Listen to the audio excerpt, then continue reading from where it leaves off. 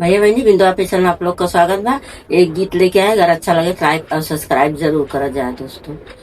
ननद inter pass यार के भरी है पानी, ननद इंटर पास यार के भरी है पानी।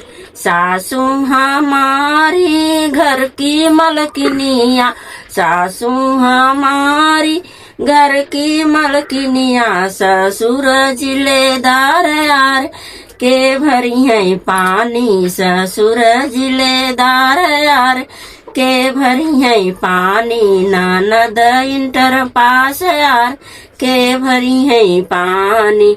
जेठनी हमारी महलों की रानी, जेठनी हमारी महलों की रानी, जेठवा सूबेदार यार के भरी है पानी, जेठवा सूबेदार यार के भरी है पानी। ननद इंटर पास यार के भरी है पानी।